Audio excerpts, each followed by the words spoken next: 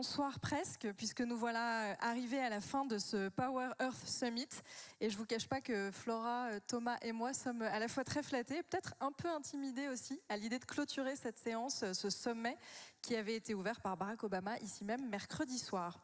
Alors au cours de ces 2 jours, vous avez beaucoup parlé et entendu parler d'industrie, d'investissement, de réglementation, de concurrence internationale, de mix énergétique. Et bien pour terminer, on voulait vous parler de quelque chose de beaucoup plus léger, ou peut-être de beaucoup plus sérieux ou profond, je ne sais pas, je vous laisse juger. On voulait vous parler de désirabilité. Comment susciter l'envie, comment réveiller les masses, comment conquérir le temps de cerveau disponible des citoyens pour le mettre au service de la transition. Eh bien, nous allons en parler. Nous allons parler de communication, de politique, d'envie et de deuil avec nos invités. Flora Gebali et Thomas Parouti, bonsoir. Bonsoir. On est un peu décalé, hein. Je ne sais même pas si c'est bonjour, bonsoir, 16h30, on est un peu entre deux eaux. C'est bonjour. Bonjour. Ok, très bien. Eh ben Thomas, puisque vous êtes en verve, je vais commencer par vous présenter. Donc, vous êtes expert de la communication. Ça fait 25 ans que vous conseillez les marques en matière de transition et de communication responsable et vous avez fondé l'agence Mieux en 2009. C'est une agence qui fait partie des premières à s'être positionnée sur l'idée qu'il fallait valoriser les politiques RSE et les stratégies d'impact des entreprises. Vous avez bien sûr une raison d'être, on peut la citer. Accélérer la transition écologique et solidaire grâce à la communication. Merci beaucoup de m'inviter. À vos côtés, Flora Gebali. Bonsoir Flora. Bonsoir. Bonjour, on a dit. Bonjour, on a dit, pardon, je suis désolée, j'y arrive pas, il fait noir, vraiment, je suis désolée. Flora, vous avez fondé un cabinet de conseil en environnement qui est baptisé Coalition. Vous avez écrit 2 livres, Ma génération va changer le monde et Le syndrome de la fourmi, voir et dépasser les barrières mentales de l'inaction écologique. Ce mouvement des fourmis, c'est aussi le nom d'un mouvement bénévole que vous avez lancé et il a pour objectif de mettre l'écologie au cœur de la prochaine présidentielle. Voilà, vaste programme, n'est-ce pas? On pourra en parler. Alors pour débuter cette dernière séance, je voulais reprendre les propos d'un politologue et non pas d'un politicien, donc c'est pas ceux de Barack Obama, mais plutôt Pascal Perrineau, qui est un politologue français qui est spécialiste de sociologie électorale, et il se trouve que je l'ai entendu par hasard cette semaine, le même jour qu'Obama, mercredi, parler du peuple français. Et il expliquait que le peuple français était extrêmement pessimiste, et il expliquait pourquoi. Et bien c'est parce qu'en fait nous avons des très grandes attentes en matière de politique, héritage de notre passé révolutionnaire, et qu'en fait on était perpétuellement déçus, d'après lui, de la politique. Parce que la politique, c'est un changement par petites touches et c'est pas possible de faire des grands changements. Alors vous, Flora, est-ce que vous croyez aux grands changements par la politique ? Alors déjà, moi, je ne crois pas au peuple de France. C'est-à-dire que je ne crois pas qu'on puisse dire aujourd'hui de nous, 70 millions que nous sommes, nous pensons que ou nous croyons que. Je crois que c'est plus compliqué que ça. Il y a un autre politologue qui s'appelle Jérôme Fourquet qui a parlé d'archipel français, qui montre qu'on est plutôt plein de petits îlots qu'une croyance commune. Ceci dit, moi je crois pas du tout non plus au grand soir, à la révolution, au fait que on puisse à un moment tout renverser le système et bâtir quelque chose d'autre. D'ailleurs, mon livre Le syndrome de la fourmi que vous avez montré, il a été écrit à partir d'une première question. C'était un moment où on était, voilà, moi c'était vraiment une question que je me posais. Qu'est-ce que je préfère entre le chaos politique et le chaos climatique? Parce que j'étais dans mon métier, dans mon activisme, au milieu de ce qu'il y a sur ta veste, les warming stripes, à savoir vraiment dans la réalité scientifique et climatique. Donc, avec le chaos devant moi, parce que ça c'est la réalité scientifique et qu'on peut expliquer par A plus B qu'il faut être optimiste et pas angoisser les gens. Il faut appeler un chat un chat. Et en même temps, cette conviction que la démocratie est le meilleur des systèmes et que le chaos politique, ça m'intéresse pas non plus. C'est-à-dire, la Révolution française, ça valait le coup parce que grâce à eux, on est en démocratie et on est dans le plus beau pays du monde d'un point de vue, enfin ça c'est mon opinion, mais de la liberté, de l'égalité, de la fraternité, et on pourrait encore aller plus loin. Faut pas oublier la terreur, tout le sang versé, etc. Donc j'avais vraiment cette question interne de qu'est-ce que je préfère entre le chaos climatique et le chaos politique. Et toute la question c'est est-ce qu'il va falloir choisir? Et aujourd'hui on est à la fin d'un monde qui a été inventé en 1945, qui est le monde de la sortie de la guerre, où il y a eu le plan Marshall, où il y a eu l'hégémonie américaine, quoi qu'on en dise, qu'on soit pour, qu'on soit contre, c'est pas du tout ce que je viens raconter là. Ce que je dis, c'est qu'on est à la fin et que tout le monde a conscience, ça prend du temps, ans, même Barack Obama l'a dit, même nos dirigeants politiques, on dit souvent que l'État a 40 ans de retard sur l'histoire, mais ça y est, il commence à percuter. Donc on est à la fin d'un cycle et toute la question c'est est-ce que l'humanité va être capable pour la première fois de faire une transition vers la civilisation d'après, qui j'espère sera la civilisation écologique, encore que c'est pas sûr, sans grande violence et grand chaos, sans guerre mondiale, on pourrait dire. Et en fait, l'actu nous donne des exemples, des contre-exemples tous les jours, selon comment on regarde, selon si on est optimiste ou pessimiste. Ça, c'est juste une envie, un espoir d'imaginer qu'on puisse faire cette transition sans que surgissent les monstres, pour citer Gramsci. Et moi, je crois profondément en la politique pour ça. Et je crois que le seul allié qu'on a, c'est la politique. C'est aussi ce qu'a dit Barack Obama mercredi, c'est qu'à un moment, les entreprises, le marché, quand on lui donne la direction, il suit. Et là, on découvre que ce sommet est organisé pour donner la direction aux politiques. C'est dire à quel point les choses dysfonctionnent. Alors vous parlez de la fin d'un monde et en fait ça tombe bien parce que toujours dans cette interview, même si vous n'étiez pas d'accord avec ce sociologue, il disait autre chose aussi. Il disait que ça y est, on en était arrivé à un point où on savait ce qu'on rejetait, donc je partage entièrement cette idée de fin d'un monde. En revanche, qu'on avait beaucoup de mal à savoir ce qu'on voulait et ce qu'on désirait. Donc est-ce qu'aujourd'hui, certes, on est à l'aube d'un nouveau monde, mais ce monde est encore trop flou. Est-ce qu'il y a un récit à inventer et à redéfinir, un récit de désirabilité autour de l'avenir, Thomas ? Mais pour rester sur cette question politique, dans un premier temps, le problème, je peux être assez d'accord avec le politologue qui dit voilà, on reproche plein de choses du passé, mais on tourne la page, sauf qu'on n'a pas de vision claire. En fait, le temps du politique, il est très différent du temps climatique. Et on sait, par exemple, si tous les humains passent à 2 tonnes, il faut 40 ans pour qu'il y ait des boucles rétroactives et qu'on reparte dans une dynamique où ça va aller mieux. Donc forcément, celui qui est élu, il n'a pas 40 ans ou 60 ans ou 80 ans à considérer. Alors on a eu des super exemples avec cette super table ronde sur la ruralité, où on est sur une autre dimension, mais le temps du politique, il est très différent du temps du climat, et donc on est à la bourre, et aujourd'hui, franchement, il n'y a pas de vision politique pour inventer ce nouveau monde. Voilà. Après, la politique, ils ont quand même des outils pour subventionner, pour inciter, pour contrôler, pour comme je représente moi un peu le côté entreprise, marque, aujourd'hui, l'ADEME, qui était juste là avant et qui fait plein de trucs vachement bien, a fait cette campagne il y a quelques semaines au moment du Black Friday avec les dévendeurs, qui a choqué évidemment plein d'hommes politiques un peu tradis. Bruno Le Maire a dit « touchez pas à ma croissance, vous n'avez pas le droit de faire les dévendeurs ». Donc le politique, en tout cas le gouvernement actuellement, il peut donner une direction, participer un peu à la vision. Mais on a vu qu'il y avait tellement de blocages sur plein de sujets écologiques de la part de ce gouvernement, que ce soit la suspension du plan éco-phyto, etc. C'est vrai qu'on peut se dire où est la vision ? Et donc aujourd'hui, il faut certainement inventer un nouveau récit national.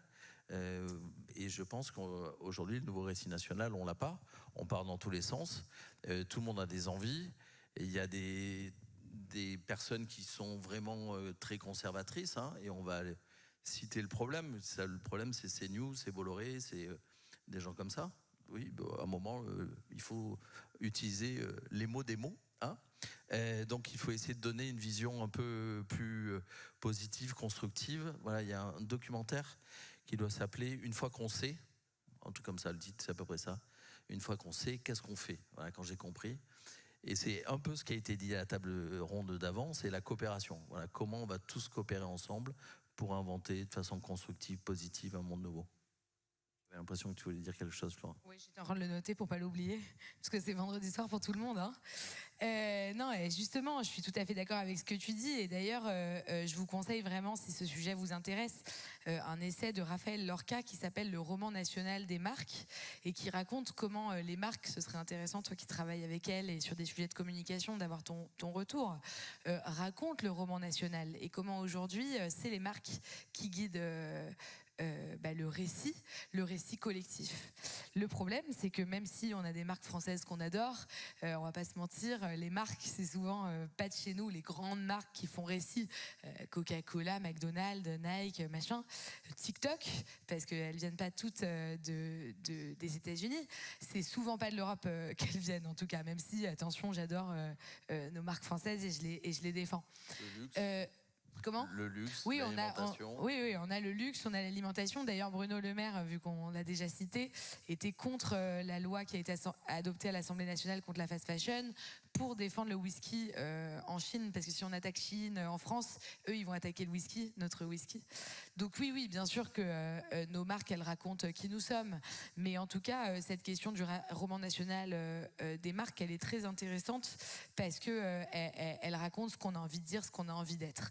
Et je crois qu'en Europe, on a un problème sur la question de la projection et de la désirabilité. D'ailleurs, je ne sais pas si vous vous souvenez, à l'entrée de la Coupe du Monde de rugby, il y a eu un très joli tableau, moi il m'a beaucoup plu, avec Jean Dujardin sur la France des années 50, mais certains journalistes se sont permis de critiquer et d'appeler ça la France rance, et de raconter qu'on a du mal à raconter la France de 2030, la France de 2050, et que la France qu'on aime raconter, c'est celle de 1950. Pourquoi pas ? Moi j'ai trouvé ce tableau assez joli et poétique, et pourquoi tout politiser à la fois, peut-être que c'est trop critique, mais je pense qu'il y avait quand même quelque chose de juste là-dedans, qui est où est-ce qu'on a envie de se projeter. Et quand on rencontre les acteurs de la révolution énergétique qui sont sûrement dans la salle ou dans le salon, on découvre qu'elle existe, la France de 2050. Il existe le modèle de civilisation écologique qu'on a envie de défendre. Il existe surtout en France. Moi, je vais vous dire, mercredi, j'ai été surtout surprise par le fait que Barack Obama a certainement pas un train d'avance sur nous. Bien au contraire, on a 3 trains d'avance sur lui. Parce que quand il nous dit que, et c'est pas grave, je fais pas une concurrence avec Barack Obama, je l'admire et j'étais en groupie total de le rencontrer, hein. Je suis pas en train de dire ça. Ce que je suis en train de dire, c'est que Barack Obama, quand il nous explique que c'est ses filles qui lui mettent la pression sur le réchauffement climatique, je crois qu'on a les meilleurs ados du monde en Europe et particulièrement en France, parce que on a les ados les plus convaincus et les plus engagés. Quand Barack Obama il nous explique que la question c'est les réfrigérateurs, nous on a même des ministres qui nous ont fait un plan col roulé l'année dernière. Donc eux ils sont passés à l'acte, tandis que Barack Obama c'était juste une idée comme ça qu'il raconte pour faire du storytelling. Et je critique souvent ce gouvernement, mais le plan col roulé, il a fait baisser notre consommation de 11%. Donc pour le coup, le plan col roulé, c'était une bonne mesure politique qui reposait sur le discours, parce que c'était vraiment, regardez, nous on se porte un col roulé, faites comme nous, quoi. Voilà, et ce que je veux dire par là, c'est que les faits existent. Moi, ma frustration, elle est là. Les acteurs de la révolution énergétique, ils existent. Les acteurs de toutes les révolutions sur le terrain, ils sont là. Et je trouve ça dingue que ce soit le marché qui aille dire aux politiques « Eh oh, on est là, venez, on fait un truc ensemble ». Ça devrait tellement être l'inverse. Et c'est vraiment une crise politique pour moi qu'on vit à ce niveau-là, dans cette transition qu'on espère pacifique et rapide, puisque c'est ça les deux enjeux. C'est vraiment un problème que ce soit pas l'Europe qui conduise, les nations européennes qui conduisent les entreprises, mais que ce soit l'inverse. Non mais alors c'est un problème de quoi en fait, de quel pouvoir qu'on met où? Est-ce que c'est un problème de lobbying puisque ces acteurs ils existent? Est-ce que c'est un problème de pub? C'est-à-dire que quand LVMH arrive à se faire entendre dans le monde ou Coca-Cola arrive à se faire entendre dans le monde, pourquoi ces acteurs-là n'y arrivent pas? Finalement, est-ce que promouvoir la promotion, c'est une affaire de budget de com? Alors, je pense qu'il y a des gros blocages. Et pour moi, le sujet de la transition, il est pas tellement technologique et technique. On voit bien qu'il y a de la R&D, de l'innovation partout, et qu'on trouve des solutions. On a parlé des 4 scénarios de l'ADEME dans la table ronde juste avant, là, les tables France 2050. C'est vachement intéressant à creuser. Regardez vraiment bien ça, parce que c'est 4 visions du monde différentes, mais voilà, ça avance. Et donc, en fait, pour moi, le problème de la transition, il n'est pas tellement technologique, il est avant tout culturel. Voilà. Et c'est pour ça que les marques ont un rôle à jouer, c'est pour ça que la politique a un rôle à jouer, c'est quelle est la société qu'on va inventer ensemble. Et il y a encore des blocages, et le premier des blocages qui nous empêche d'inventer un peu le monde de demain, c'est le sujet de la croissance. Ça a été cité un peu avant. Après, on peut mettre son degré de militantisme à 0 ou à 100. À un moment, on va falloir parler de la réalité, et si on ne parle pas de décroissance, on va parler de nouvelle croissance, de post-croissance, de réduction de la consommation des ressources et d'aller vers une économie plus circulaire et moins linéaire, etc. Mais je pense qu'il y a des blocages qui existent encore, qui sont forts, qui nous évitent de réfléchir et d'inventer demain. Ça, c'est le premier point.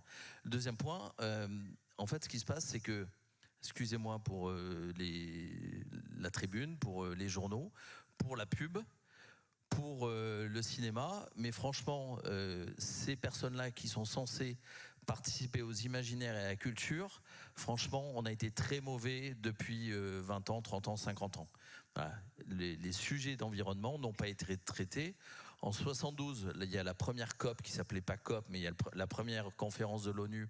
Il y a le rapport Meadows, enfin il y a plein de trucs qui sortent. En 71, il y a WWF ou Greenpeace, ou voilà. Il y a 50 ans, il y a une prise de conscience très forte. Et ça n'a pas été suivi. On n'a pas réinventé. La culture a été nulle. Le cinéma. Et donc, ce qu'on a fait, c'est qu'on a inventé des dystopies. Voilà. Donc, encore récemment, Netflix nous a proposé Don't Look Up. Voilà. Donc, des films catastrophes, ça, on est assez fort. Par contre, des films un peu plus jolis, alors on pourrait mettre Avatar là-dedans, peut-être, qui parle d'environnement et de nouvelles civilisations de façon un peu différente. C'est pas de l'environnement, mais il y a le film Barbie qui a été très apprécié par plein de gens, beaucoup critiqué, mais qui donne une autre vision de la femme. On va pas rentrer là-dedans parce qu'on est là pour parler d'énergie, mais on peut faire un off-site à un moment pour parler de ça. Donc le monde du cinéma, le monde de la culture, il y a quelques bouquins qui sont sortis. Il y a Jean-Pierre Gou qui a écrit un livre, Révolution bleue, le siècle bleu, il y a plein, voilà. Et il s'avère qu'il y a une CEC, alors donc la Convention des entreprises pour le climat, qui est un modèle de réflexion, formation, parcours qui s'inspire très fortement de la Convention citoyenne pour le climat que Macron avait fait il y a 4-5 ans. La CEC, qui a fait des CEC régionales, qui a fait des CEC sectorielles, est en train de lancer la CEC des nouveaux imaginaires, où sont présents des agences de communication, des gens qui font de la production, donc Netflix par exemple en fait partie, France Télé en fait partie, il y a des marques évidemment, et il y a des médias. Voilà. Donc on va essayer de réfléchir aux nouveaux imaginaires tous ensemble, et justement à quels sont les nouveaux récits qu'on invente pour créer de la désirabilité, pour justement embarquer les citoyens, qu'on appelle maintenant des consommateurs, vers une nouvelle société. On est un média économique, donc je ne peux pas m'empêcher de vous poser un peu la question des chiffres. Le poids de la pub aujourd'hui, ça pèse combien? Il y a pas mal de choses qui sortent en ce moment sur les plus gros annonceurs en France. Voilà, c'est quoi les budgets de pub? C'est quoi les budgets des grosses marques? Quel est l'argent qui va là-dedans? Et si finalement on veut, nous aussi, s'emparer de la publicité pour essayer de marketer la transition, il faut combien? Alors, en fait, si je vous dis ça fait 5 ou 50 milliards, je pense que c'est pas révélateur. Ce qu'il faut voir, en fait, c'est la façon dont on a créé de la valeur et dont la part de la publicité dans les budgets et dans le chiffre d'affaires. Par exemple, à un moment, alors il y a aussi débat là-dessus parce que c'est pas toujours officiel, mais on sait que Nike Adidas, c'est 30% du chiffre d'affaires.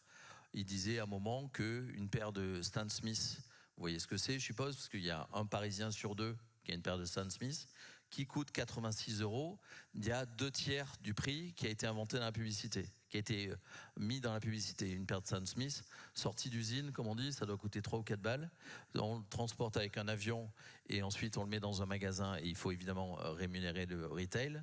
Mais globalement, ça coûte 20 balles et on a rémunéré tout le monde, Nike, Decathlon ou Foot Locker. Et donc en fait, le reste, c'est de la publicité. Donc on voit bien qu'il y a un problème. D'ailleurs, il y a certains qui ont proposé une marque de sneakers, deux mecs qui s'appellent Sébastien et Ghislain, qui ont inventé Veja en 200005. Je peux dire que Thomas a des Veja au pied. Je regardais justement quand tu as parlé de Stan Smith. Je cache mes chaussures, parce qu'on va penser que je suis sponsor. Non, il n'offre aucune paire de chaussures à qui que ce soit. C'est une question qui leur a déjà été posée. Donc, on peut faire des chaussures. Alors, comme ils disent, nous, on a réinventé le concept de la sneakers et tout. Donc, la publicité a une part très importante. Et je pense que la publicité, les budgets publicités vont décroître dans les prochaines années. Même si, évidemment, et je dis pas ça parce que c'est mon métier, je crois que la publicité est quand même un accélérateur de culture. Et ça a des mauvais effets, hein. Red Bull, grâce à la pub, grâce à machin qui a sauté dans l'espace, grâce à tous les sports extrêmes sponsorisés, est une boisson mondiale alors que c'est dégueulasse, c'est dangereux, etc. Après, moi, ma mission depuis 15 ans, c'est d'utiliser la publicité pour favoriser des bons comportements qui vont dans le sens de l'histoire telle que je la pense, c'est-à-dire dans le sens du développement durable. Il y a un super livre qui s'appelle Alchemy de Rory Sutherland, qui est boss chez Ogilvy et qui explique justement comment Red Bull, ils ont fait tester Red Bull, tout le monde a trouvé ça vraiment dégueulasse et finalement, ça a réussi à se vendre partout grâce au marketing. Je me prononcerai pas sur le goût. En revanche, il explique que rien que de passer la pub Red Bull avec l'association au sport extrême, ils ont fait, alors je vous le raconte en 2 secondes, on a un peu de temps, ils ont testé, ils ont donné un cocktail avec des Red Bull à boire à 2 types de population. Il y en a, c'était du Red Bull, en fait c'était du Red Bull pour tout le monde, mais en faisant croire à certains que c'en était, et d'autres que c'en était pas. Ceux qui pensaient avoir bu du Red Bull se sont sentis beaucoup plus courageux, beaucoup plus extravertis que ceux qui pensaient ne pas avoir bu de Red Bull, tout simplement parce que boire du Red Bull, c'est associé à être extraverti, au sport extrême. Voilà, ça change les comportements. Donc, il le raconte beaucoup mieux que moi. C'est un super livre, lisez-le. En attendant, Flora, je sens que tu as envie de rajouter quelque chose. Non, mais moi, j'ai relaté une étude dans mon précédent livre qui mettait 2 groupes de travail dans 2 salles différentes, qui étaient là pour une fausse étude. Enfin, on leur faisait croire qu'ils venaient pour une étude. Dans une salle, ça sentait le citron, et dans l'autre, ça sentait pas le citron. Et dans la salle où et on leur donnait des cookies pour le temps qu'ils remplissent un questionnaire, grignoter des cookies. Dans la salle où ça sentait le citron, tout le monde a nettoyé ses miettes. Dans la salle où ça sentait pas le citron, les gens n'ont pas forcément nettoyé leurs miettes. Ça va très très loin, cette histoire. Tout ça pourquoi? Parce que le citron fait appel à la propreté pour nous. Mais c'est une construction totale des labos, puisque le citron est pas du tout on croit tous ça, que le citron aide à rendre propre ces trucs. Pas du tout. C'est une construction. Et moi, j'avais trouvé cette étude très intéressante parce que je crois qu'en Europe, on a négligé depuis cette civilisation industrielle qui est sous hégémonie américaine aujourd'hui pour nous, on a vraiment négligé la question cognitive. Et d'ailleurs, je l'ai illustré aussi parce que on a très peu de chercheurs en France sur ces disciplines, alors qu'aux États-Unis, il y en a plein. Et donc ça montre souvent, quand on a peu de chercheurs, c'est qu'on néglige un peu un sujet, tandis que quand un pays a plein de chercheurs, c'est qu'il investit parce que ce sujet l'intéresse. En général, c'est comme ça que ça fonctionne. Et tu as fait une intro très intéressante quand tu as dit on va parler maintenant des imaginaires, de la question des récits. C'est un sujet un peu léger ou au contraire très sérieux. Tu as tout à fait raison de poser l'angle comme ça parce que c'est exactement ça le sujet. Il y a des gens qui pourraient croire que c'est un sujet léger parce qu'après tout, toi tu es un communicant, moi je suis une petite militante, on est quand même là pour être la cerise cherry on the cake de tous ces ingénieurs qui travaillent et qui font une révolution énergétique en Europe. Ça s'entend. Mais je crois que ça, c'est le grand drame de la civilisation industrielle et des modèles tayloro-fordistes en fait qu'on a, qui est en fait la civilisation du fossile. Parce que c'est quand on a eu l'énergie, quand on a eu le fossile, qu'on a commencé à fonctionner comme ça et que ça a créé toute une organisation et un rapport au monde. Et donc aujourd'hui, comment sortir du fossile, puisque c'est toute la question, sans changer notre façon de penser et changer nos lunettes, changer notre approche. Et changer l'approche, c'est les politiques et les communicants, enfin les créateurs de récits au global qui peuvent le faire.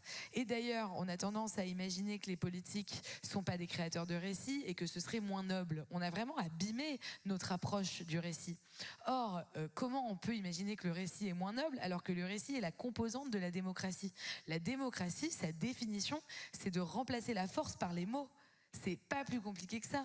Donc à partir du moment où on crée une société qu'on espère pacifique, où on remplace le rapport de force par un dialogue, alors le dialogue, c'est la chose la plus importante dont on dispose.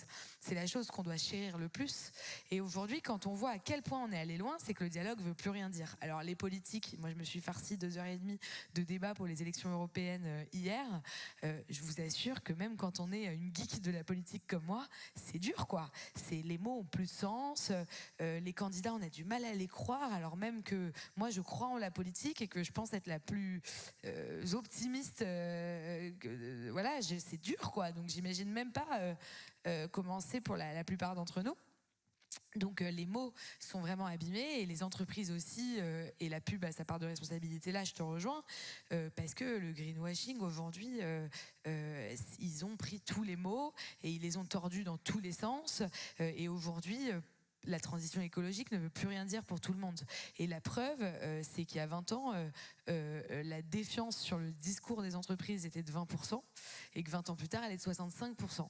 Donc aujourd'hui, les gens ne croient plus ce que racontent les entreprises. Et d'ailleurs, ce qui est très intéressant, et c'est un paradoxe, c'est que la transition écologique a émergé dans le discours grâce aux greenwashers. Mais ces greenwashers, on ne peut pas seulement les accuser, évidemment. La vérité est toujours grise, hein. Il ne faut jamais accuser trop quelqu'un, voilà. Parce que en fait, c'était les gens qui sentaient les tendances dans les services marketing, les pubards, etc. Ils commencent début des années 2000 à dire attendez, là les amis, les gens veulent du vert. Ça monte, ils veulent une meilleure santé. C'est l'époque où Coca sort une gamme verte. Souvenez-vous quand même, elle n'a pas duré parce que c'était quand même trop de foutage de gueule.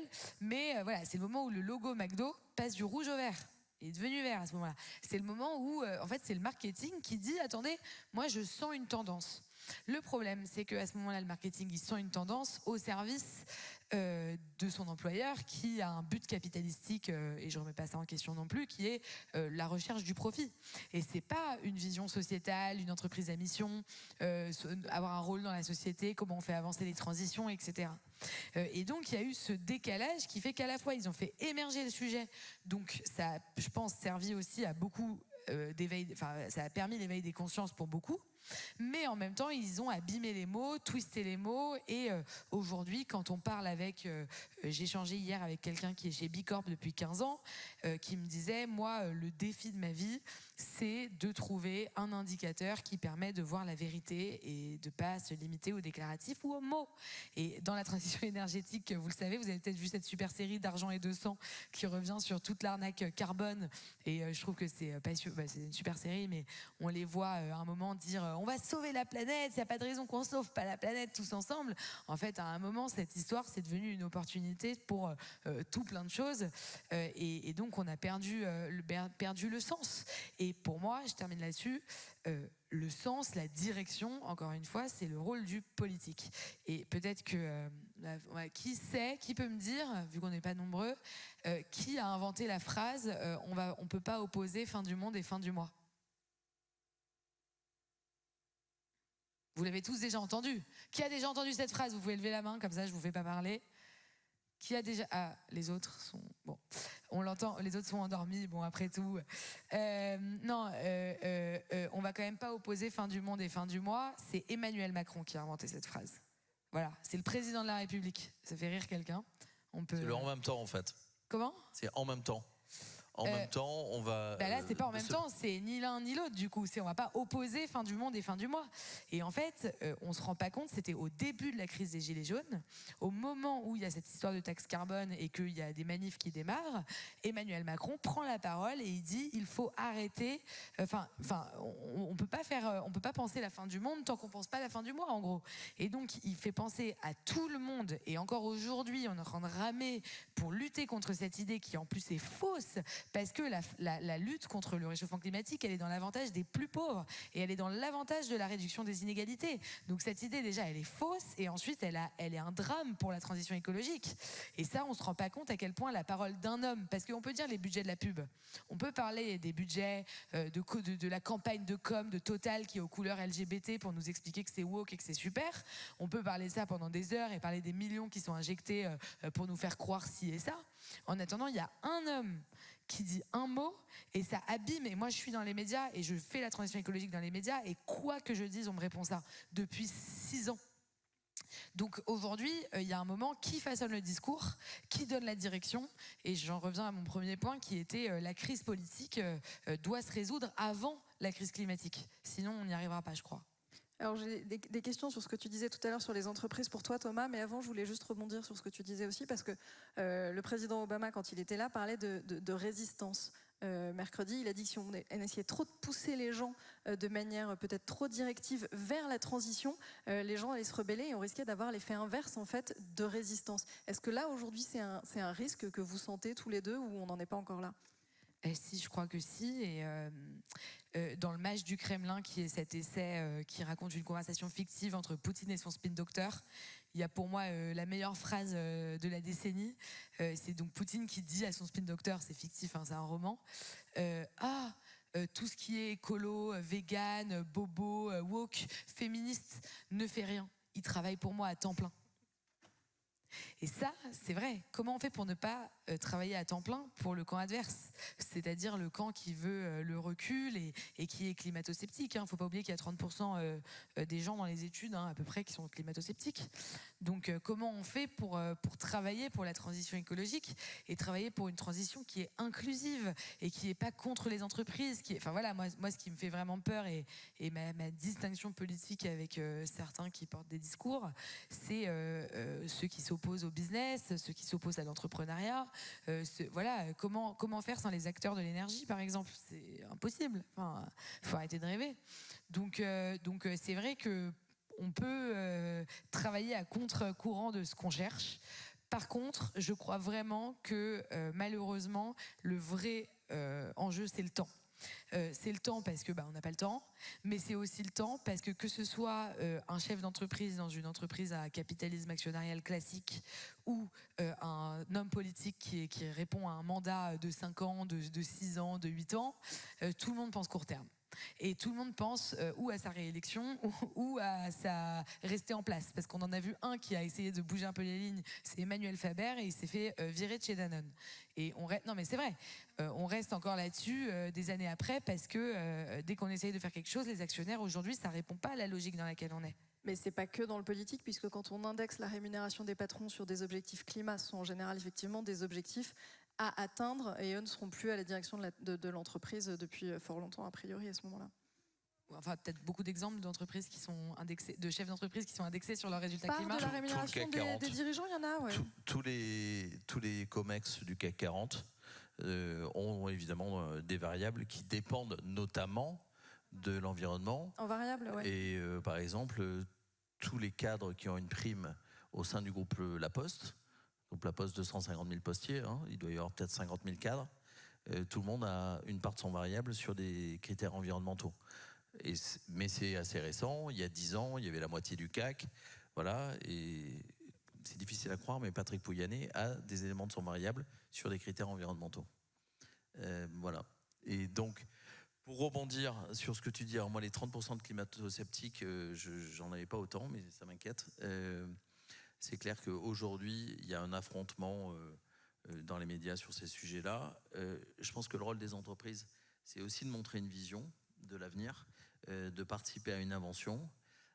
Ça passe avant tout par l'intérieur de l'entreprise. C'est-à-dire qu'il y a des plans qui se font sur Vision 2030, Vision 2050.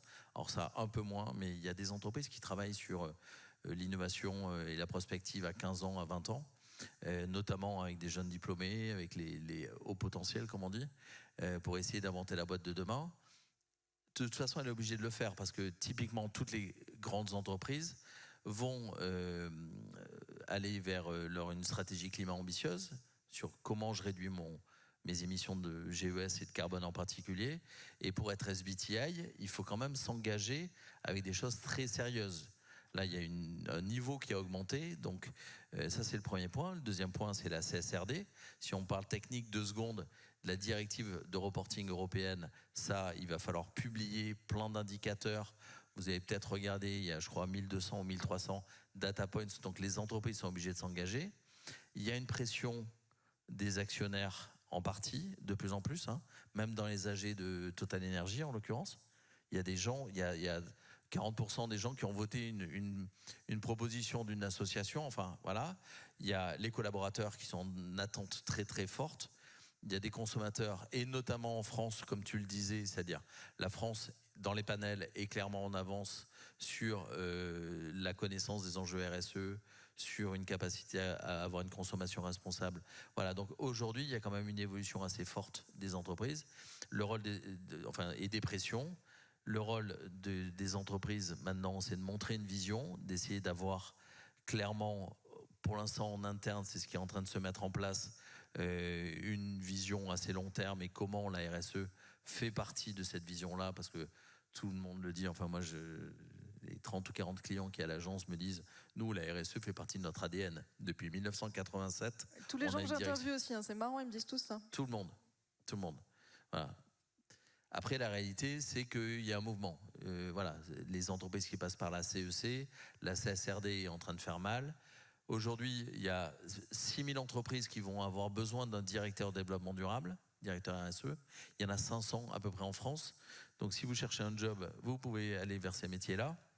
Mais on voit bien que, et comme l'économie est par définition systémique, ceux qui vont devoir déclarer tous leurs data points dans la CSRD, en fait, ça va obliger les entreprises plus petites à s'intéresser à tous ces sujets-là. Donc l'Europe, aujourd'hui, fait un bon boulot. Tu parlais du gouvernement français avec la loi contre la fast fashion. Il y a des lois qui sortent, ça avance quand même pas mal. Évidemment, c'est pas assez. Évidemment, le climat va plus vite que la loi et que l'économie. Mais moi, j'ai envie d'être optimiste et d'essayer de voir les points positifs et de s'appuyer là-dessus pour avancer. Voilà. Et après, la désirabilité, il y a de plus en plus d'entreprises qui travaillent sur ces sujets-là. Comment je réinvente mon discours pour avoir de la crédibilité, il faut être aligné. Et il y a des entreprises qui commencent à arrêter certains produits, à se remettre en question vraiment sur, de toute façon, si je veux être SBTI, si je veux respecter l'accord de Paris, etc., il va falloir que j'arrête certains produits. Donc, après, tu vas penser que je suis défenseur de Total Energy, donc je vais vite arrêter de parler de cette entreprise que je connais à peine. Ils ont vendu leur réseau de stations-service dans quelques pays de l'Est l'été dernier. Donc, il y a une dynamique. Enfin bon, voilà. Donc, beaucoup d'entreprises sont en train de se bouger. Dans les belles entreprises françaises, il y a Decathlon qui a une très belle stratégie, qui nous fait des belles campagnes, qui parle de réparabilité, qui commence à dire arrêtez d'acheter mes produits, mais louez-les. Hein, je ne sais pas si vous avez vu, ils ont lancé il y a 2 ans une offre qui s'appelle We Play Circular, où un foyer, une famille, peut louer pour 25 euros, 50 euros, 75 euros, 400 euros de matériel à la maison, 1000 euros ou 2500 euros. Et en fait, les gens utilisent de plus en plus, font des sports de plus en plus différents. Le vendredi soir, j'ai prévu de faire du week-end, du kayak tout le week-end. Je ramène mes 4 VTT, je prends mes kayaks. Et lundi, quand je reviendrai, peut-être que les VTT seront plus là, j'en prendrai d'autres d'occasion, etc. Il y a des entreprises qui nous racontent des histoires un peu nouvelles. Il y a une véritable accélération depuis le Covid, depuis la loi Pacte, depuis 4-5 ans globalement. Et ça, c'est ce que je constate vraiment sur le marché. Alors, 2 questions. Est-ce que ces nouveaux récits séduisent? Est-ce que finalement, se présenter comme une entreprise vertueuse dans les médias, ça marche ou les gens doutent un peu? Et deuxième chose, est-ce qu'on voit émerger des business models qui réellement derrière fonctionnent en fait avec toutes ces histoires, ou est-ce que c'est juste un petit récit pour séduire à un petit endroit et non pas une voie d'avenir? Peut-être que Flora Non, aussi typiquement, pour reparler de Decathlon, donc c'est un Belge qui s'appelle Luc Terlink qui a inventé ça, qui est à Paris lundi, je le sais parce que je le vois, et qui revient à Change Now et qui est pas mal, qui travaille avec de plus en plus d'entreprises françaises. Donc ce principe qui s'appelle We Play Circular, il est très positif, il plaît à tout le monde. Il plaît au directeur financier parce qu'il gagne plus d'argent. Il plaît au directeur de la durabilité parce que les produits qui sont dans cette offre-là, on les conçoit pour qu'elles soient le plus durables, le plus réparables possible, etc. Et elle plaît au consommateur parce que le consommateur, il fait 2 fois plus de sport et globalement, il est fou amoureux de Decathlon. Donc, est-ce que ça marche? Oui, ça marche. Et est-ce que ça va être massif? Oui, ça va être massif. Et il y a une vraie réflexion totale chez Decathlon, qui est l'entreprise que je connais bien. Et il y avait le maire de Chamonix. Il s'avère que moi, je travaille avec les marques montagne, donc Quechua, Forclaz, les marques montagne de Decathlon, qui sont basées à Chamonix. Les managers de chez Decathlon, c'est des mecs qui sont nés à Serre-Chevalier, qui sont nés à Megève et qui sont des fous de sport et qui ont une ambition climat décarbonation réelle. C'est-à-dire la boîte, elle est comme ça, mais ils disent, nous, le bilan carbone, on va le mettre comme ça. Donc oui, c'est une réalité, ça marche. Globalement, tout le monde est content. Voilà, aujourd'hui, on voit apparaître des offres comme ça. Il n'y en a pas assez. Deuxième exemple, c'est les renoncements. Vous connaissez évidemment tous j'allais dire la blague, c'est presque une blague maintenant, donc je vais à peine en parler, c'est la pub de Patagonia sur le Black Friday 2011 où ils disent « We don't buy this jacket ». Ce que vous ne savez peut-être pas, c'est qu'ils ont multiplié leur chiffre d'affaires par 5 en 10 ans, premier point. Et autre exemple plus franco-français, en 2017, Biocop dit on arrête de vendre des bouteilles en plastique avec de l'eau à l'intérieur. C'est une formulation un peu comme ça, taquine, parce que évidemment c'était surtout de l'eau qu'ils vendaient, mais on arrête de vendre des bouteilles en plastique. Et au bout d'un an, on s'aperçoit qu'il y a 3% de clients qui sont partis et 15% de clients qui sont arrivés. Ça veut dire qu'il y a des gens qui sont venus dans les magasins parce qu'il y avait des produits en moins. Moi, j'ai fait une école de commerce il y a 25 ans. Je ne connaissais pas le principe de j'enlève les produits du rayon et il y a de plus en plus de gens qui viennent. Voilà, donc ça veut dire que les gens achètent des valeurs, qu'ils achètent un discours, qu'ils achètent peut-être une posture, mais en tout cas chez Biocop, oui, il y a toujours des gens qui vont dire c'est aussi des méchants, etc. Globalement, il y a des nouvelles stratégies d'offres, que ce soit Decathlon ou que ce soit Pata, plus Biocop et plein d'autres. Il y a une banque en Australie, qui est une banque mutualiste, qui a décidé d'arrêter de financer l'achat de véhicules thermiques. Ils vendent, du coup, enfin, ils financent des véhicules hybrides ou électriques et ils ont gagné plein de clients. Donc voilà, si vous êtes directeur marketing, posez-vous des questions sur quel est mon pourcentage de chiffre d'affaires climaticide, 5% qui font 25% de mes émissions, et quel est mon chiffre d'affaires durable. Ça, des entreprises le font, des 4, c'est 5%. Voilà, c'est la réparation des vélos, les trucs comme ça. Et comment je fais pour développer ce chiffre d'affaires? Parce que de toute façon, il n'y a que celui-là qui va exister dans 10 ans. J'étais hyper long et tu as certainement plein de choses à raconter. Tu veux que je réagisse à ça?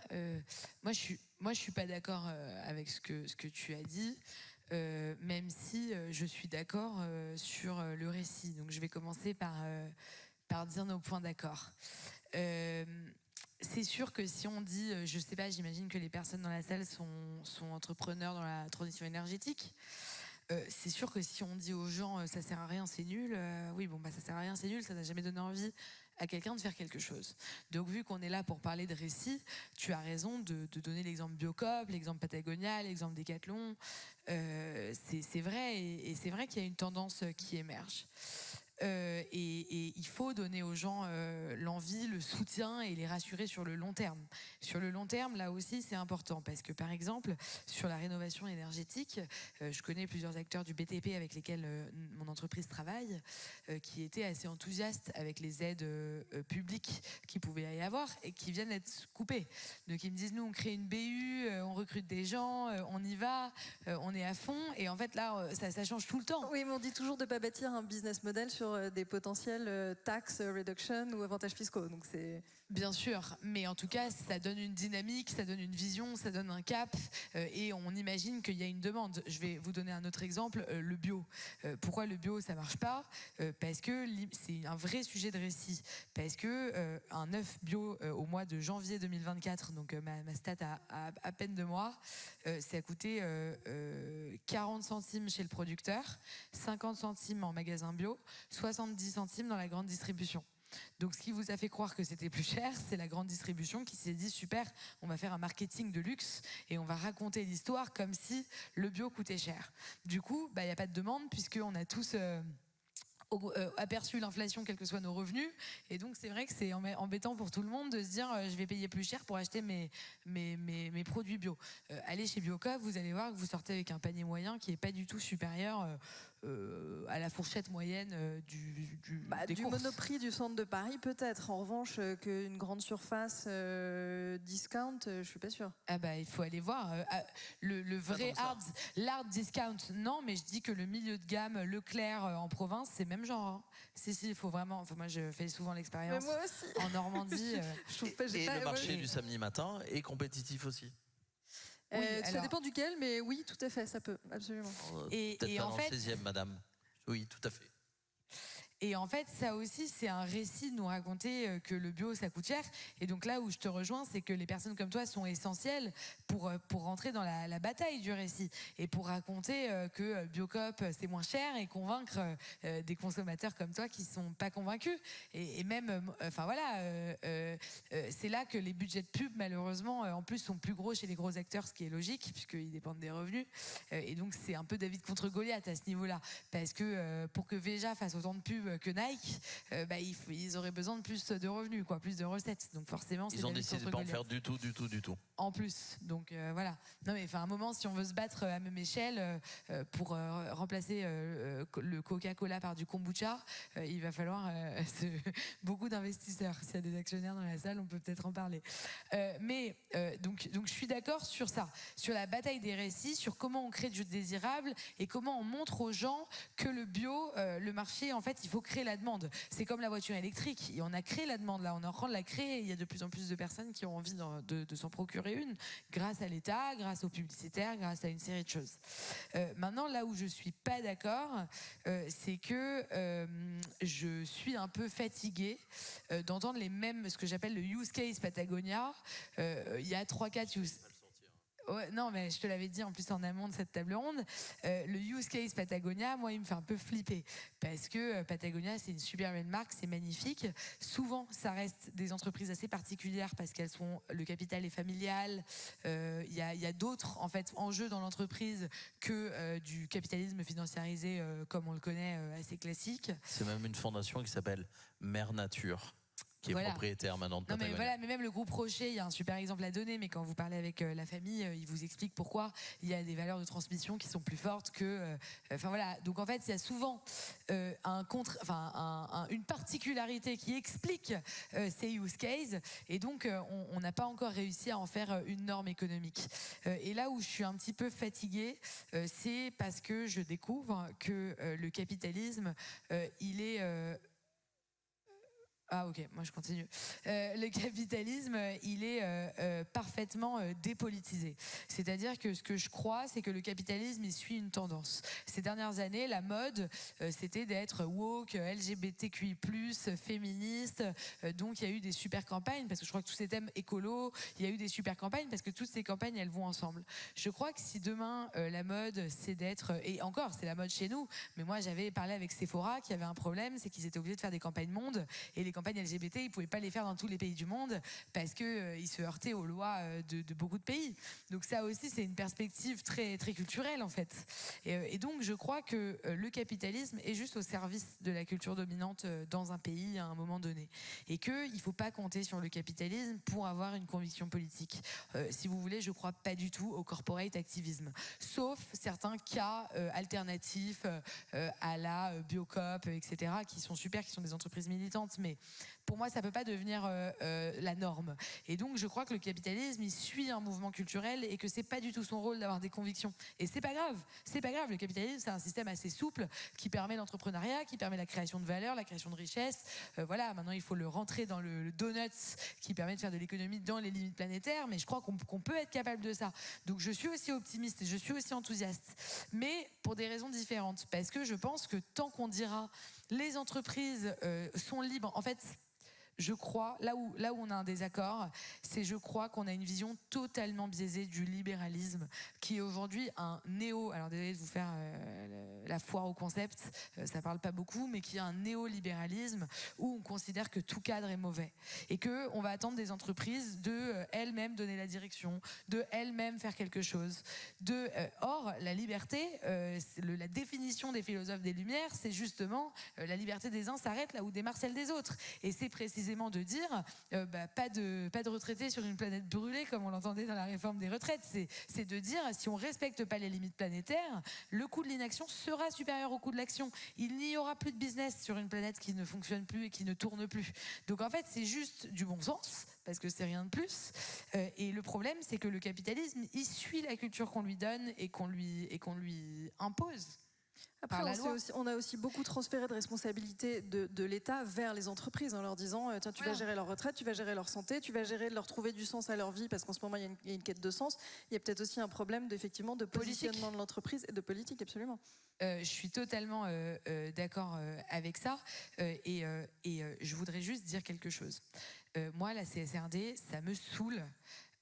Vraiment, et je pense que si vous aussi vous travaillez en RSE, ça doit vous saouler tout autant que moi, parce que à moins d'être un fou fanatique de l'administratif, j'ai jamais rencontré de fanatique de l'administratif, ça doit exister, à moins d'être un fanatique de l'administratif, on peut pas s'éclater sur de la CSRD quoi.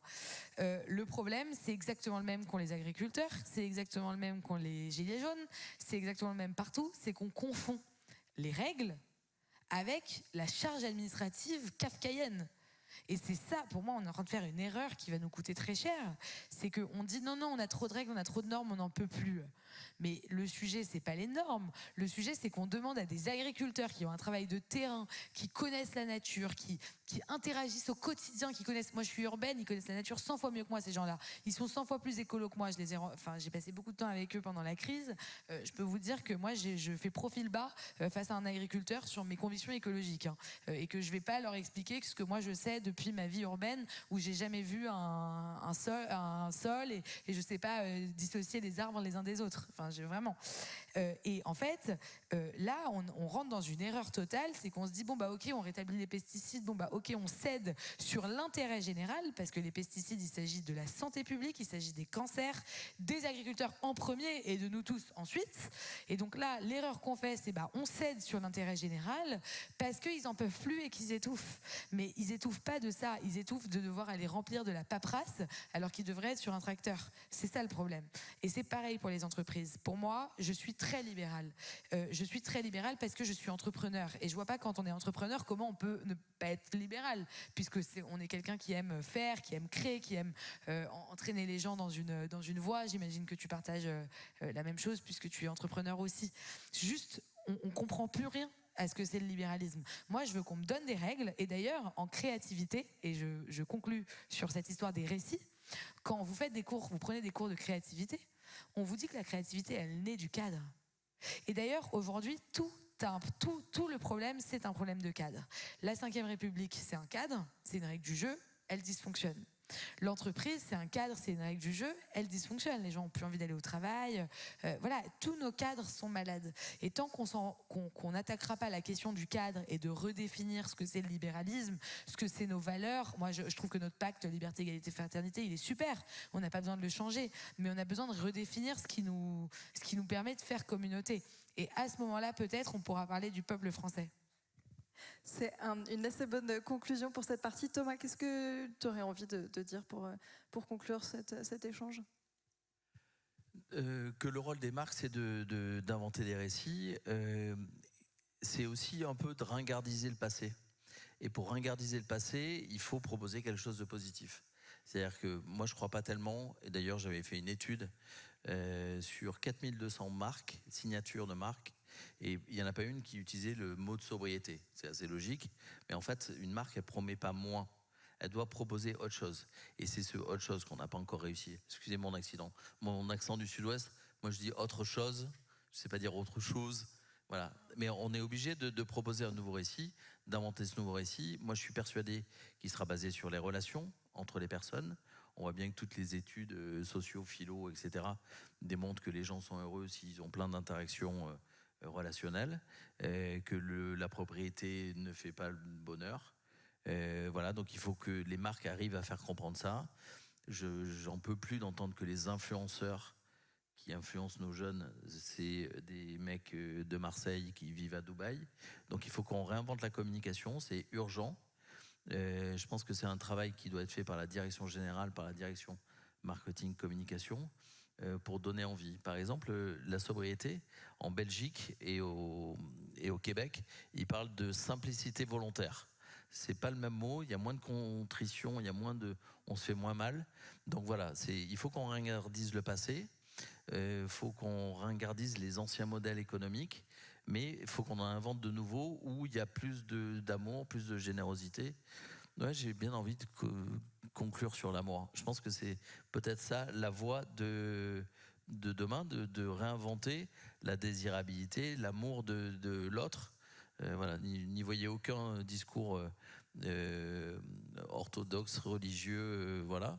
Mais c'est dans les relations qu'on va s'épanouir, qu'on va construire.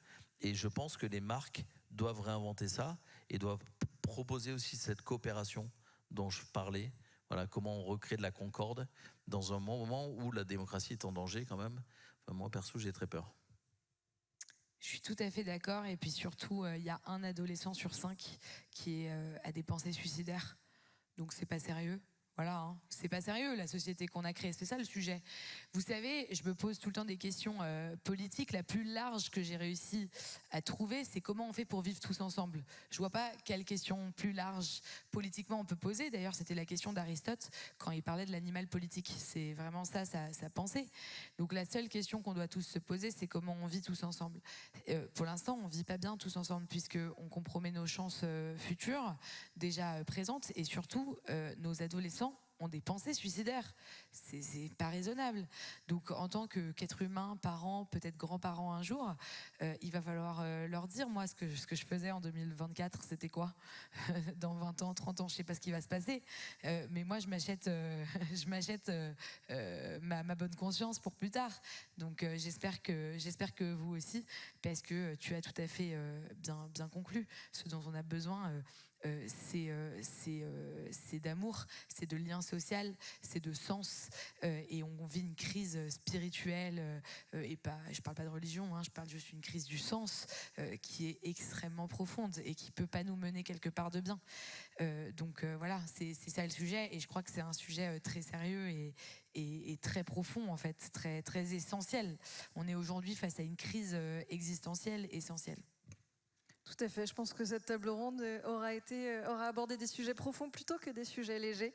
En tout cas, un grand merci à tous les deux. Moi, je suis ravie qu'on ait terminé ce sommet sur ce type de propos. Je trouve ça fondamental. Merci à tous. Merci évidemment aux organisateurs de ce sommet, à qui je vais céder la scène. Merci pour leur invitation et pour l'organisation de ces 2 jours formidables. Merci beaucoup.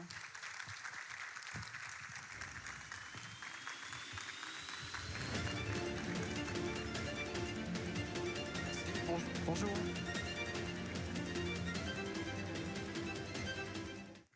Qu'est-ce que c'est difficile pour nous pour passer après tous ces talentueux intervenants. Et j'en ai vu 5 ou 6 qui dormaient. Alors on va juste essayer d'être super court, le temps que vous arriviez à vous réveiller. Jean-Charles, je te laisse démarrer. On a 4 minutes 12, t'as vu, c'est pour ça qu'Obama, il lui restait que 2 minutes 06. Je me disais, mais c'est quoi ce truc? On va faire assez vite parce qu'on est un peu fatigué. Belle charge émotionnelle, ce sommet. On va commencer, pour pas oublier, par les remerciements. Donc on va remercier les équipes du CNIT qui ont géré les déplacements, qui ont géré l'organisation, qui ont mis à disposition les salles. Viparis également, qui nous a beaucoup aidé pour tout ce qui était billetterie, tout ce qui était, pareil, organisation événementielle, parce que comme vous l'avez compris, en fait, on n'est pas des organisateurs d'événements, on est avant tout des professionnels du solaire photovoltaïque. On va remercier notre régisseur général, Boris Boyadjian, qui a travaillé très très dur, et je pense qu'il a bien mérité quelques jours de repos.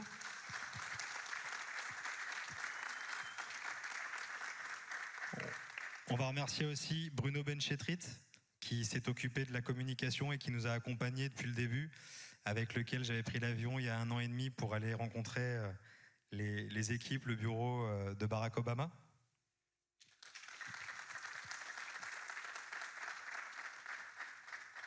Les équipes de la tribune, avec la rédaction du livre blanc que vous allez pouvoir, avec lequel vous allez pouvoir repartir. Je ne sais pas s'il en reste encore, j'ai pas vu les stocks. Oui, on me dit que oui. Donc, qui avait été rédigé par les équipes La Tribune, avec le soutien de Sonia, qui a été vraiment à la manœuvre pour la rédaction aussi.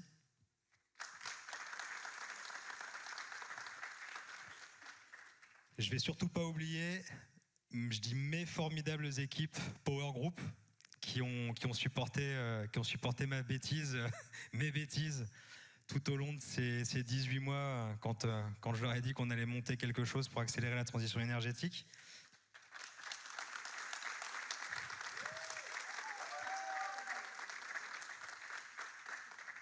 Les industriels, nos partenaires, fabricants, panneaux, onduleurs, structures d'intégration, nos copains de jeu, finalement, avec lesquels on travaille très régulièrement, les installateurs, les développeurs, qui nous ont fait la gentillesse de, eux aussi, supporter cet événement, conscients qu'il était vraiment nécessaire.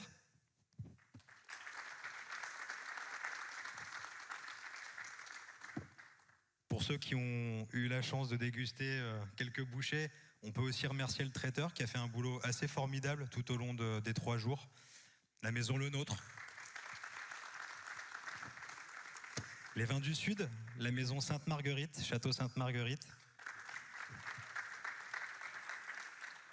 Et puis on va faire aussi un remerciement à ce grand monsieur, Barack Obama, qui nous a fait la gentillesse de venir adouber l'événement avec ses équipes.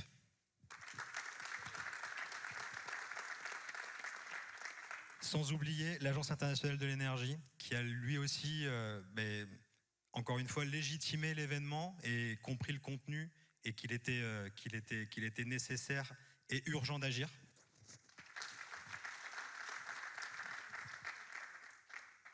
Et après, je vais partir sur note parce que j'aime pas ça du tout. Et au-delà de la cérémonie d'ouverture, qui a été un franc succès et qui a mis la lumière sur notre profession, je pense que ce que j'ai entendu dans les allées, c'est que la qualité extrême des intervenants et des tables rondes qui ont eu lieu vont forcément ruisseler et sortir des idées. Donc de cette réflexion, il faut qu'il sorte des actions, parce que réfléchir c'est bien, mais ce qu'on disait, agir c'est mieux.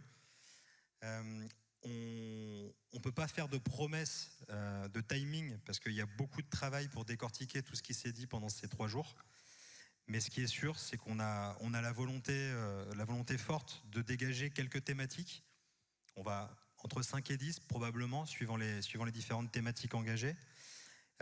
Les extraire, les travailler avec des groupes de travail qu'on va monter là dans les semaines à venir. Et l'ambition, c'est de les porter avec une feuille de route devant nos décideurs, d'essayer d'enfin les embarquer, parce que une fois de plus, ils ont un peu brillé par leur absence.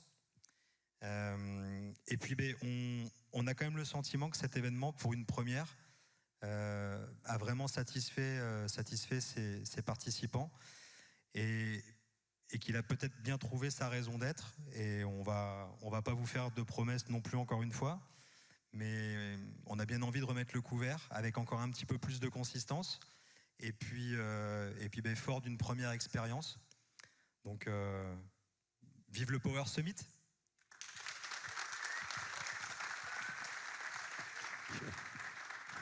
Je complète un peu.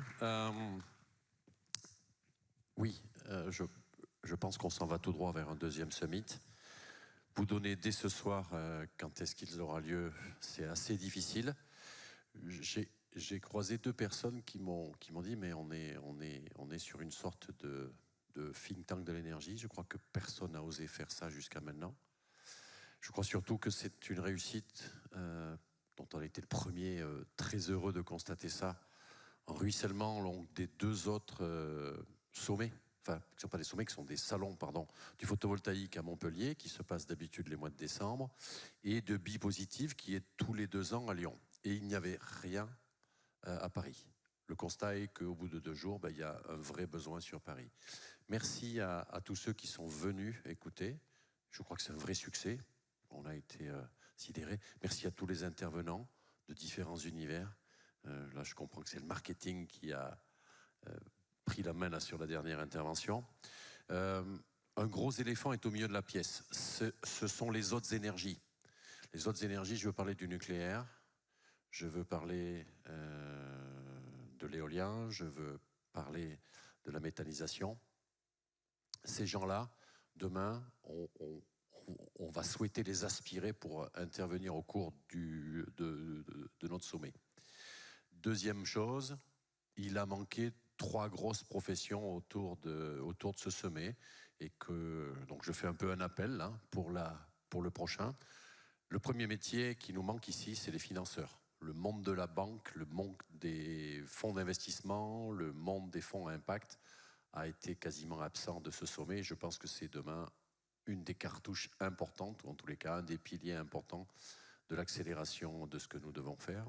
Deuxième pilier, c'est le politique. On a eu la gentillesse d'avoir 2 ministres, mais ce n'est pas suffisant. Il faut que la sphère politique, celle qui a la capacité à embringuer, à faire reconnaître, taper, infléchir des lois, injecter des décrets pour accélérer tout ça. Parce que C'était Obama qui le disait. Je pense que le vrai sujet qu'on a, c'est que tous ceux qui sont au pouvoir aujourd'hui, à quel que soit leur niveau dans l'entreprise, dans la société, ben on est tous, malheureusement, des gens qui n'ont pas eu cette culture, ces valeurs dans notre jeunesse. Donc on est en train de basculer vers la transition énergétique. Un des sujets, c'était de former les jeunes, hein. Obama en parlait. Là, on a un vrai trou pendant les 15 prochaines années, c'est que nous, les gens qui avons entre 40 et 55 ans, ben on s'en va contre nature, hein, parce que c'est pas quelque chose qu'on a été formé. Donc ça, il faut vraiment, et ça se passe... C'est un rattrapage. Il y a un vrai rattrapage à faire. Et enfin, la troisième profession que nous attendons, ben, c'est tous les responsables des grandes entreprises. Hein. Sur les 500 plus grosses entreprises françaises, il y en a 400 dont le siège est à Paris. Et là, il nous manque les responsables ESG, vous en parliez, tout le monde en parle. Mais là, c'est comment on agit. Ben, ici, on doit pouvoir trouver au sommet un interlocuteur qui va être capable de dire, ben, monsieur, vous avez décidé de rentrer dans la transition écologique. Comment on rentre dedans? Ben, transition énergétique. Dans la transition énergétique, comment je peux faire du photovoltaïque sur mon toit, une éolienne sur un délaissé, comment ça s'appelle là, on rentre les voitures là, tellement ça me... les bornes de recharge et les carports. Donc on a un vrai sujet aujourd'hui d'efficacité, d'exécution, et ça sera l'objet du prochain sommet. Je pense et je l'espère que très rapidement, dans les 2-3 semaines, on va sortir des choses qui vont percuter et que tout ça n'est que le début d'une grande histoire. Merci à tous.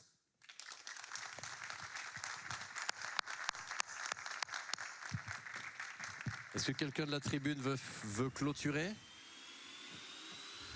Merci à tous et passez tous donc un bon week-end. Bon retour dans vos provinces respectives.